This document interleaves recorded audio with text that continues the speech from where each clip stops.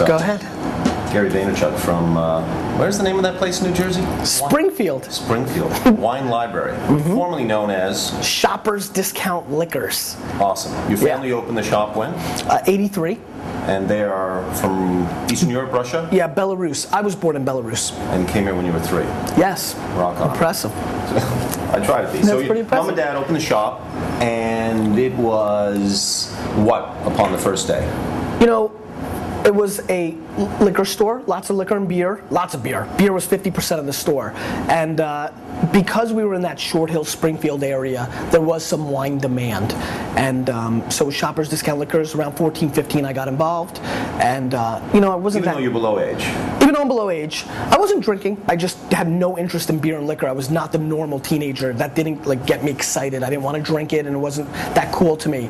And the only thing that kind of sparked my interest was wine, because I was collecting baseball cards and making a lot of money doing that at the time. I had my little baseball card business. And when people came in asking for, the moment is very clear in my mind, it was the 90 Cayman Special Select, because that year, you know, Spectator named it Wine of the Year, and like 30, 40 people came in on a Saturday asking for it. By the way, how much were you able to get after it was named the #1 wine? Here's the best part. My dad bought Cayman Special Select as a closeout. You know, the culture was very different. I mean, in 1993, 94, people weren't running and screaming and, you know, throwing uppercuts like Cabbage Patch Kids to get these wines. You know, they were totally focused on drinking some French wines and different things. And, you know, we had a very interesting wine program. I remember when I really started learning, went to the Burgundy section and saw nothing but Chateauneuf de Popes. And I was like, you know what, I can bring something here. And what I realized very quickly was within a year, 17 years old, being a junior in high school, and going to the store and talking to the wine people that would come through my dad's shop, realizing I was hungry for knowledge, and I was like,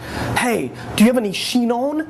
You know, we need Chinon. And they would be like, what? And I would be like, wait a minute, where is America in its knowledge base, right? And I quickly realized, you know, I remember when I brought up Quince, and not a single person of like the 15 people that were presenting that day knew what I was talking about. And I said to myself, okay, wait a minute, there's an opportunity here. I can wreck shop in this, right? I mean, I got time, you know, and I'm gonna learn this, and, you know, eventually, hopefully, I'll like it. I mean, there was a big fear, especially when I was like 20 and a half, when I was really invested.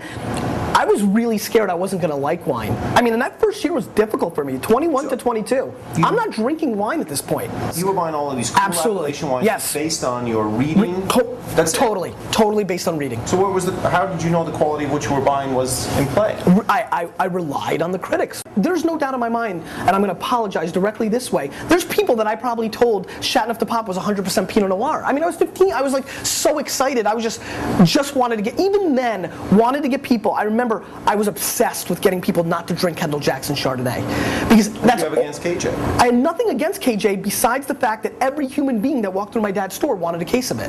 But it was easy to sell. It was a good. Your mom and dad must have loved that because they knew. Hell yeah, they loved it. We had 40 trillion stacks. As a matter of fact, my dad had a huge stack of Sebastiani Chardonnay 1.5s in front of the store that after I finally beat him down to move it, the boxes were indentated into the tile.